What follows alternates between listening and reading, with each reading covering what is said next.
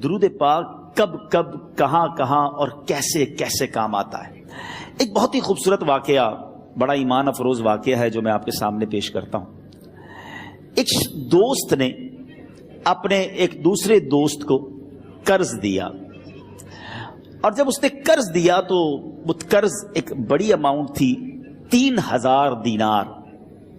وہ ٹائم آ گیا جب اس ٹائم وہ قرض لینے کے لیے اپنے دوست کے پاس گیا کہ بھائی مجھے میرے پیسے واپس دو، تو اس نے کہا کہ پیسے تو نہیں ہے میرے پاس، میں کولیپس ہو گیا ہوں، بزنس اب میرا ختم ہو گیا ہے، میں تمہاری رقم نہیں دے سکتا۔ اس نے ایک اور ٹائم دے دیا اسے کہ ٹھیک ہے اب اتنے وقت دنوں کے بعد میں دے دوں گا۔ وہ ٹائم بھی گزر گیا، اور جب وہ ٹائم بھی گزر گیا تو اس کے بعد اس دوست نے کہا کہ اب تو پیسے دے دو بھائی، میرا ٹائم پورا ہو گیا ہے۔ پھر نہ دے سکا ٹائم۔ آخر کار معاملہ جو ہے وہ کورٹ میں چلا گیا، قاضی کے پاس چلا گیا۔ اب قاضی نے جس کو پیسے دینے تھے اس کو بلایا اور کہا کہ بھائی آپ کو اس کے پیسے دینے ہیں؟ کہتا ہے ہاں پیسے تو دینے ہیں۔ تو کہا پھر دیتے کیوں نہیں ہو؟ کہا پیسے ہیں ہی نہیں، کاروباری ختم ہو گیا ہے، قرضہ تو لیا تھا، اب میرے پاس بچا ہی کچھ نہیں ہے۔ تو کہا اچھا اب یہ بتاؤ کہ کب دو گے، کیسے دو گے؟ اس نے کہا بس میرے پاس پیسے ہی نہیں ہیں۔ تو کہا اب تمہارے پاس 30 دن کا ٹائم ہے، 30 ڈیز میں یا تو اس کے پیسے لوٹا دو یا 30 دن کے بعد تمہیں قید کر دیا جائے گا۔ یہ شخص اب گھر آیا، پیسے تو تھے نہیں، مگر شاید علماء نے لکھا کتابوں میں، یہ واقعہ کئی بڑی بڑی کتابوں میں لکھا اور درود پاک کے فضائل کی بڑی بڑی کتابوں میں لکھا، اور اس شخص نے سوچا کہ اس نے ایک حدیث پاک پڑھی ہوئی تھی کہ جس میں نبی پاک علیہ الصلوۃ والسلام نے فرمایا ہے، جس کا مضمون ہے کہ جو شخص پریشان ہو، مصیبت زدہ ہو، اسے چاہیے کہ مجھ پر کثرت سے درود پاک پڑھے، کیونکہ درود پڑھنا مصیبتوں اور پریشانیوں کو لے جاتا ہے۔ اب اس عاشق رسول نے سوچا اور تو کچھ ہے نہیں، اب میں درود پاک پڑھنا شروع کرتا ہوں۔ صبح سے لے کر شام تک وہ درود پاک پڑھنے لگ گیا۔ 27 دن گزر گئے، only 3 days left، 3 دن باقی تھے قاضی کے پاس جانے میں۔ 27 دن گزر گئے درود پڑھتے پڑھتے۔ جب 28ویں رات آئی تو آنکھیں تو بند ہوئیں، مگر خواب میں اسے ایک آواز آئی، گھبراؤ نہیں، تمہارا قرضہ ادا کر دیا جائے گا، تمہارا مسئلہ سالو ہو جائے گا۔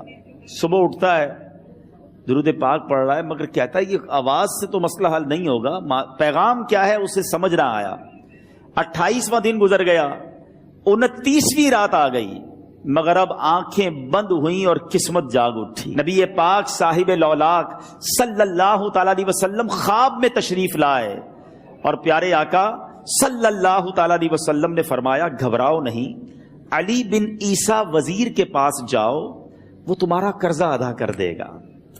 اب یہ عاشق رسول صبح اٹھا تو ویری فریش، حشاش بشاش کہ اب تو کام ہو گیا، نبی پاک نے خواب میں آ کر بشارت دی ہے۔ مگر پھر ذہن میں سوال آیا کہ علی بن عیسیٰ کے پاس جاؤں گا تو ثبوت کیا ہے، پروف کیا ہوگا؟ میں جا کر اس کو کہوں گا کہ میرا قرضہ دے دو، تو ایسے تو قرضہ نہیں دے دینا، اور میں نے اس کو کہا کہ مجھے نبی پاک نے خواب میں کہا ہے، اور اس نے اگر مجھ سے کوئی نشانی مانگی تو میں نشانی کیا دوں گا؟ آخری دن تھا، 29واں دن تھا، وہ بھی درود پڑھتے پڑھتے گزر گیا۔ 30th نائٹ آ گئی، صبح وہ دن ہے جب عدالت میں جانا ہے۔ اب اس رات پھر نبی پاک علیہ الصلوۃ والسلام خواب میں تشریف لائے، اور آقا علیہ الصلوۃ والسلام نے فرمایا کہ علی بن عیسیٰ وزیر کے پاس جاؤ، وہ تمہارا قرض ادا کر دے گا۔ کہ حضور چلا تو جاؤں گا، لیکن اگر وزیر نے مجھ سے کوئی نشانی طلب کی تو میں کیا جواب دوں گا؟ پیارے آقا علیہ الصلوۃ والسلام نے کمال کا ارشاد فرمایا کہ علی بن عیسیٰ سے کہنا کہ تم روزانہ فجر کی نماز کے بعد 5000 بار درود پاک پڑھتے ہو، یہ راز فقط تم جانتے ہو اور تمہارا رب جانتا ہے۔ اب یہ جب صبح اٹھا تو ایک نشانی بھی مل چکی تھی۔ عدالت میں جانے سے پہلے وزیر کے دربار میں پہنچ گیا، اسے یہ ڈر تھا کہ آج پیسے نہ لوٹائے تو سزا ہو سکتی ہے۔ جب وزیر کے دربار میں پہنچا تو وزیر اپنے مشیروں کے ساتھ بیٹھا تھا۔ کہا مجھے آپ سے بات کرنی ہے۔ کہا بتاؤ کیا بات کرنی ہے؟ کہا میں ایک پیغام لایا ہوں آپ کے لیے۔ اچھا کس کا پیغام لائے ہو؟ کہا میں نبی پاک جناب محمد مصطفیٰ صلی اللہ تعالی علیہ وسلم کا پیغام لایا ہوں۔ وہ عاشق رسول وزیر تھا، کہتا ہے بتاؤ میرے آقا نے کیا پیغام دیا ہے؟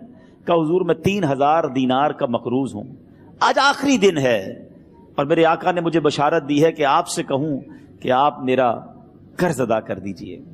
علی بن عیسیٰ کہتا ہے کوئی ثبوت ہے آپ کے پاس؟ ہے کوئی دلیل بھی ہے آپ کے پاس؟ میں کیسے مان لوں کہ آپ کو نبی پاک علیہ الصلوۃ والسلام نے بھیجا ہے؟ عاشق رسول کہتا ہے خالی ہاتھ نہیں آیا، میرے آقا نے مجھے دلیل بھی عطا فرمائی ہے، مجھے ایک ایویڈنس بھی دیا ہے، اور پروف یہ ہے حضور کہ آپ روزانہ صبح فجر کی نماز کے بعد نبی پاک صلی اللہ تعالی علیہ وسلم کی بارگاہ میں درود و سلام کا نذرانہ پیش کرتے ہیں۔ جب تک 5000 کا عدد پورا نہیں ہوتا آپ اس وقت تک کسی اور سے بات نہیں کرتے، اور اے وزیر صاحب یہ رات صرف آپ کو پتا ہے اور آپ کا رب جانتا ہے۔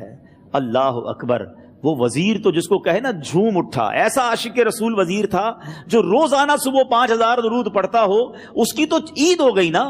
وہ کہتا ہے مرحبا یا رسول اللہ، میرے آقا نے میرے درود قبول کر لیے، اس سے بڑھ کر میرے لیے سعادت کیا ہوگی۔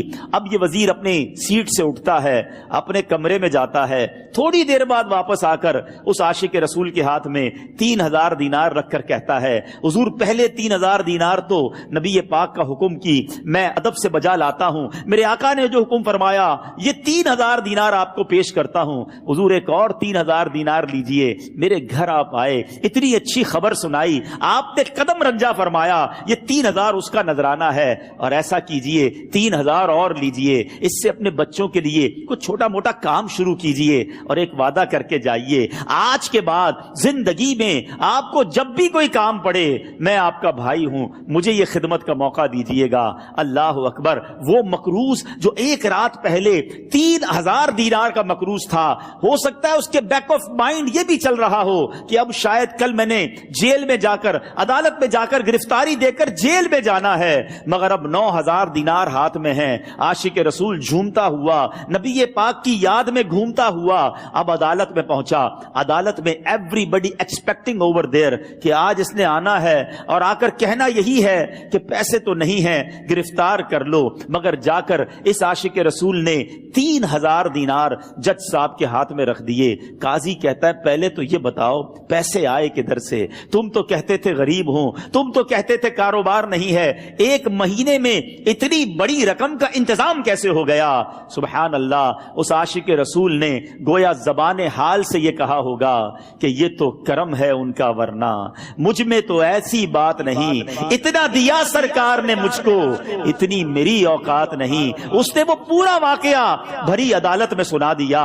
اللہ اکبر، میرے پیارے اسلامی بھائیوں ذرا سوچو پہلے زمانے میں کیسے عاشقان رسول ہوا کرتے تھے، وہ جج وہ قاضی بھی کیسا سرکار علیہ الصلوۃ والسلام کا عاشق تھا۔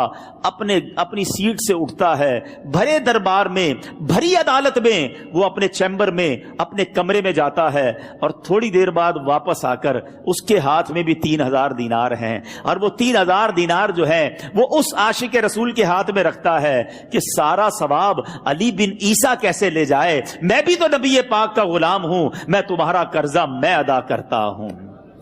اچھا، اب ایک اور عجیب سینیریو یہ بن گیا کہ جس نے کیس کیا تھا، جس نے دعویٰ کیا تھا، وہ بھی یہ سارا منظر دیکھ رہا تھا۔ کہتا ہے جج صاحب ذرا رکیے، میں بھی اپنے آقا کا امتی ہوں، اور ایک کام کیجئے قلم کاغذ منگوائیے، اس عاشق رسول کا قرضہ ہی میں معاف کر دیتا ہوں۔